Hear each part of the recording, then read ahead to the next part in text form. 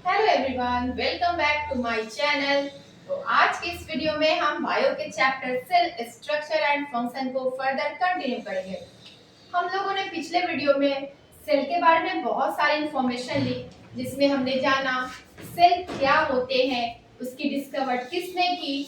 वहाँ हम लोगों ने सेल के वेरिएशन ऑफ साइजेस देखे हैं, सेल्स के कितने टाइप्स के साइजेस होते हैं, वे किस तरीके से यूनिसेलुलर में, मल्टीसेलुलर में चेंज होते हैं, उनकी शेप्स देखी, सेल्स की नंबरिंग कैसे कैसे डिनोट करते हैं, वो सारी चीजों को हमने पढ़ा। और भी बहुत सारे चीज हमने सेल के बारे में पढ़े। तो आज इस वीडियो में हम उनके आगे अपने चैप्टर को कंटिन्यू करते हैं। तो स्टूडेंट्स, हमने देखा कि रॉबर्ट हुक ने एक कॉक सेल की डिस्कवर्ड की। वहां उन्होंने ऑब्जर्व किया कॉक सेल के अंदर कि बहुत सारे छोटे छोटे पार्टीशन सेल होते हैं, और उन सारे पार्टीशन छोटे छोटे सेल को ही उन्होंने सेल का नेम दिया, जहां बहुत सारे कंपार्टमेंट थे जो कि देखने में हनीकॉम्ब की जैसे थे। तो ये सारे को तो मैंने डिस्कस कर दिया, बट आपके मन में भी तो ये क्वेश्चन आता होगा ना कि रॉबर्ट हुक ने तो ऑब्जर्व किया, तो क्या हम कैसे देख सकते हैं किसी भी पर्टिकुलर सेल को, प्लांट सेल या फिर एनिमल सेल को हम लोग कैसे देख सकते हैं? जी हाँ, बिल्कुल देख सकते हैं। आप भी अपने बायो के लैब में उनकी ऑब्जर्वेशन कर सकते हैं। बाय माइक्रोस्कोप आप देख सकते हैं। तो आज हम एक प्लांट सेल, है ना, प्लांट सेल की एक्टिविटी को यहाँ शो किया है मैंने, उसके डायग्राम को। तो इस तरीके से मैं एक्टिविटी अभी बताने वाली हूँ। इस एक्टिविटी से आप प्लांट सेल को अपने बायो के लैब में ऑब्जर्व कर सकते हैं। तो इसके लिए सबसे पहले आपने अनियन देखा है ना, अनियन को आप क्या करना, कट करना। तो जैसे ही आप अनियन को कट करोगे, you see very very thin layer of onion cell that is transparent. आप देखे भी होंगे कि जैसे अनियन को कट करते हैं, है ना, तो बिल्कुल पन्नी की जैसी एक थिन लेयर दिखाई पड़ती है, बिल्कुल पतली सी। देखा होगा आपने, कई बार देखा होगा। और अगर नहीं देखे हैं तो आप इसको करके देखिएगा। जब आप अनियन को स्लाइसेस में कट करेंगे तो उसकी जो कवरिंग होती है ना ऊपर पिंक वाली, जो उसकी छिलके कहते हैं, उसको जैसे आप कट कर हटाओगे, रिमूव करोगे, तो बिल्कुल पतली थिन लेयर दिखेगी। वो कैसी होती है, ट्रांसपेरेंट होती है। तो अब वो तो ट्रांसपेरेंट होती है और बहुत ही थिन होती है। तो उसके बाद हम क्या करेंगे, then we cut this thin layer into very small pieces. फिर स्मॉल पीसेस में उसको कट करेंगे। अब कट तो हमने कर लिया, तो वो ट्रांसपेरेंट होती है, उसे फिर हम देख कैसे पाएंगे? तो उस कट पीसेस को, उस पे आपको क्या करनी होगी, उसको डाई करनी होगी। सपोज दैट जैसे आप अपने हेयर को डाई करते हो ना, लोग करते हैं, बहुत सारे लोग हेयर में डाई करते हैं, कुछ गार्नियर लगाते हैं, या किसी की व्हाइट हो जाती है हेयर, तो उस पे क्या करते हैं, आउटर उस पे डाई की कवर चढ़ाते हैं, कोटिंग करते हैं, जिससे बाल उसके कैसे हो जाते हैं, ब्लैक हो जाते हैं। तो डाई क्या होती है, डाई करने से उस पे कलर आती है। तो यहाँ तो मैंने बताया कि अनियन के जो पील्स होते हैं, छिलके होते हैं, तो वो पतली वाली जो लेयर होती है वो ट्रांसपेरेंट होती है। तो अब उस पर कलरिंग करेंगे तब तो उस पर कुछ कलर आएगी ना। तो उस पर जो कलरिंग कवर चढ़ाएंगे डाई की, उसकी नेम है मेथिलीन ब्लू। तो मेथिलीन ब्लू डाई से उसको क्या करेंगे, कलर करेंगे। उस स्मॉल छोटे छोटे पीसेस को आपको ब्लेड से कट करनी है, जो टुकड़े में कन्वर्ट हो जाएंगे छोटे छोटे। देन आफ्टर आपको मेथिलीन ब्लू डाई से उस पे कवर चढ़ानी है। देन आफ्टर आपको क्या करनी होगी, एक ग्लास स्लाइड के ऊपर उस जो आपने कलर किया ना उस छोटे छोटे पीसेस को, उसको एक ग्लास स्लाइड के ऊपर आपको रखनी होगी। And then after you have to cover it with the help of cover clip. तो उससे आप जब उसको कवर करेंगे, है ना, तो कवर करने से, कवर क्लिप से क्यों करेंगे, कवर करने से क्या होगी कि वे जो है ना वो मूवमेंट नहीं करेगी। जो आपने उस पर डाई चढ़ाया वो इधर उधर फैलेगी नहीं, वो एक जगह उसको फिक्स कर देगी।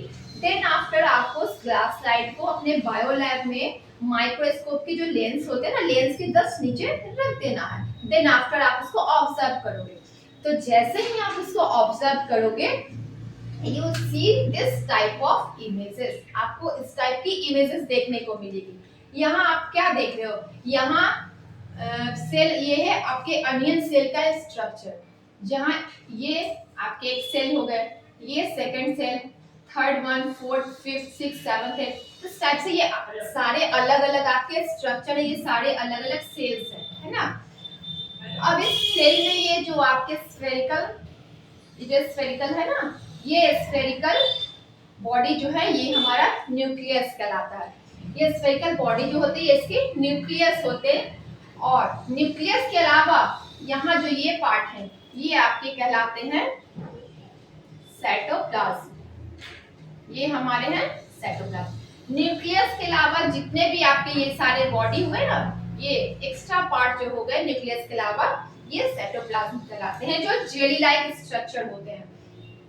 तो इस तरीके से वहां ऑब्जर्वेशन में हम लोग को क्या दिखेगा, ये अलग अलग सेल दिखेंगे, न्यूक्लियस उसके दिखेंगे, और ये जेली लाइक स्ट्रक्चर दिखेंगे जो कि साइटोप्लाज्म होते हैं। तो ये तो हमने प्लांट सेल की बात की। अब हम बात करते हैं एनिमल सेल की। तो एनिमल सेल की भी ऑब्जर्वेशन होती है। प्लांट सेल को तो आपने ऑब्जर्व कर दिया थ्रू माइक्रोस्कोप।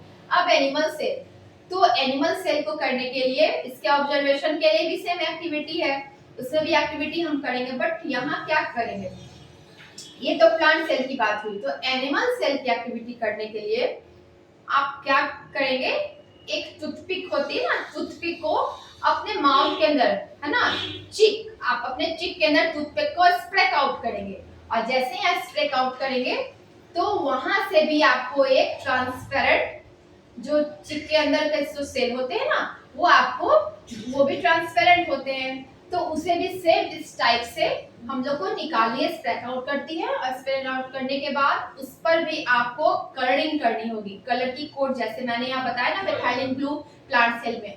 तो यहाँ क्या करनी होगी, एनिमल सेल में जैसे ही आपने चिक के अंदर के सेल को टूथपिक से स्प्रेक आउट किया, तो उसके बाद उसे क्या करें, उस पर आयोडीन की ड्रॉप डालनी होगी, है ना। इस पर आयोडीन की ड्रॉप डालने पे वो भी कलर्ड हो जाएंगे।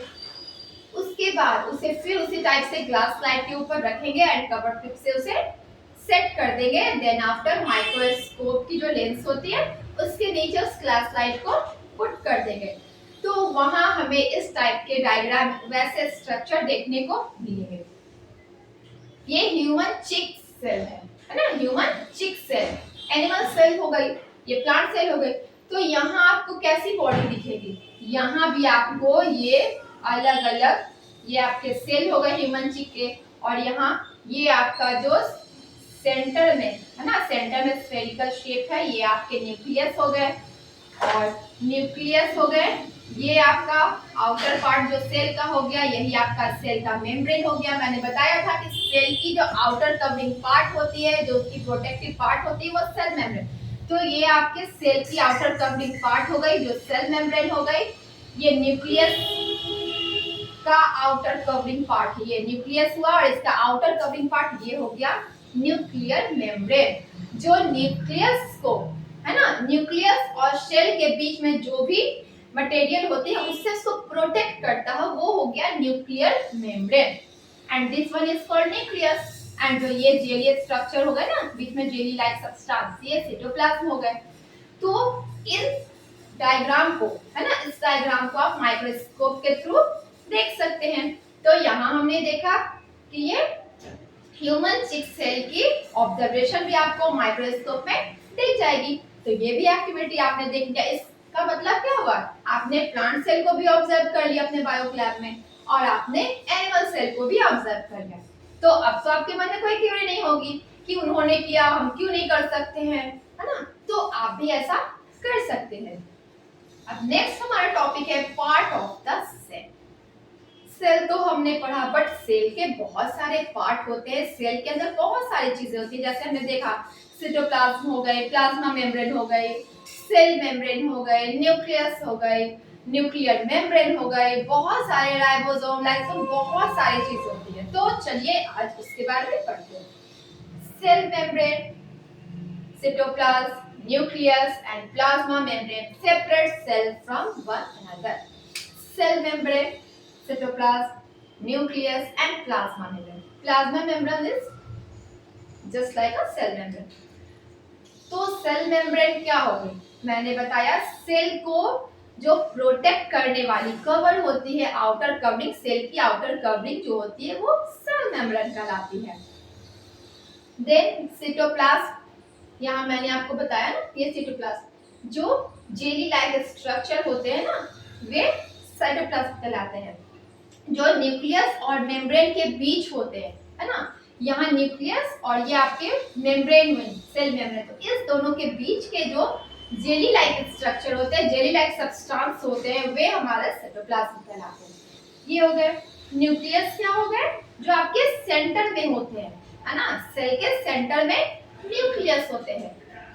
प्लाज्मा मेम्ब्रेन, सेल मेम्ब्रेन को ही कहते हैं। देन न्यूक्लियस के अंदर, न्यूक्लियस के जस्ट अंदर एक और छोटी सी स्ट्रक्चर होती है जिसे न्यूक्लियस कहते हैं। न्यूक्लियस, न्यूक्लियस के अंदर एक और बॉडी होती है जिसे हम कहते हैं क्रोमोसोम। अब क्रोमोसोम क्या होती है? तो सपोज दैट आपने सुना होगा कि लोग कहते हैं कि आपकी फेस या आप अपने फादर के जैसा दिखते हो, आप अपनी मदर के जैसे दिखते हो, कहते हैं ना इसकी हाइट अपने पापा पे गई है तो इसकी हाइट अपनी मम्मा पे गई है, लोग ऐसा बात करते हैं। तो क्या होती है ये, क्यों ऐसे कहा जाता है कि इसकी फेस तो इसकी मम्मा के जैसे दिखती है, तो पता चलता है कि ये उसकी बेटी है, ये उसका बेटा, कहते हैं ना लोग, ऐसा सुने भी होंगे। तो क्या होती है? ये जीन की ट्रांसफर होती है ना। जीन के ट्रांसफर की वजह से ऐसी कैरेक्टरिस्टिक्स आती है कि फादर की जो कैरेक्टरिस्टिक्स होती है वो उसके बच्चे में आती है, या फिर मदर की कैरेक्टरिस्टिक्स बच्चे में आती है। तो जीन का ट्रांसफर होता है ना। तो जीन के ट्रांसफर करने में कौन रिस्पॉन्सिबल होते हैं? क्रोमोसोम, जो न्यूक्लियस के अंदर थ्रेड लाइक स्ट्रक्चर होते हैं, बिल्कुल धागे की जैसी पतली सी स्ट्रक्चर होती है, वही क्रोमोसोम होती है। और इसी क्रोमोसोम के थ्रू बच्चे में उसके पेरेंट्स के, है ना, जो एक जनरेशन से दूसरे जनरेशन में जो उसकी कैरेक्टरिस्टिक्स होती है, जो जिस वजह से उसके गुण अपने माता पिता में के गुण उनके बच्चे में, उनके चाइल्ड में चले जाते हैं, वे क्रोमोसोम के ही थ्रू जाते हैं। तो न्यूक्लियस के अंदर ही क्रोमोसोम पाए जाते हैं।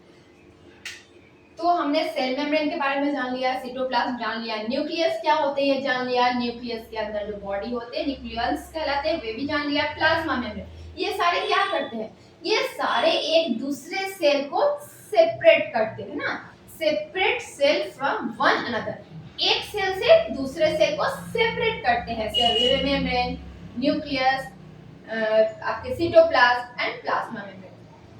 Central round body in the centre और न्यूक्लियस, अभी मैंने बताया ना कि सेंटर में जो ये राउंड बॉडी होते हैं यही न्यूक्लियस कहलाते हैं। Jelly like substance between the nucleus and membrane और साइटोप्लाज्म, ये जेली लाइक स्ट्रक्चर जो आपके न्यूक्लियस एंड मेम्ब्रेन इसके बीच में होते हैं, बिटवीन होते हैं, दिस इज कॉल्ड साइटोप्लाज्म।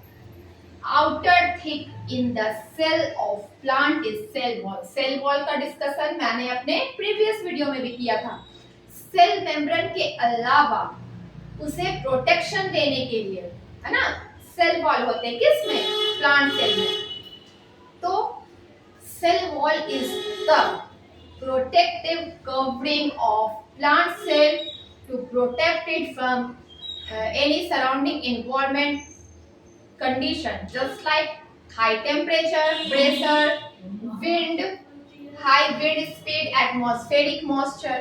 तो इन सारे से प्रोटेक्ट करने के लिए प्लांट सेल में सेल वॉल के अलावा सेल मेम्ब्रेन के अलावा सेल वॉल भी प्रेजेंट होती है, which is absent in the animal cell. It's only present in the plant cell. And cell membrane is present in the animal cell as well as in the plant cell also, but cell wall is present only in the plant cell. Clear?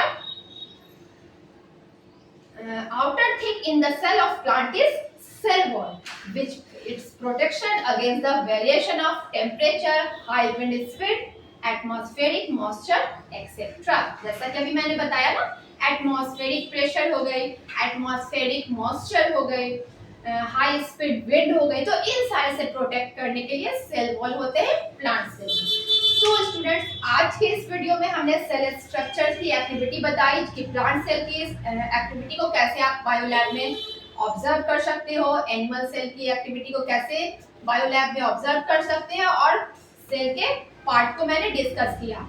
तो next video में हम इसी topic को further continue करेंगे। Till then, thank you.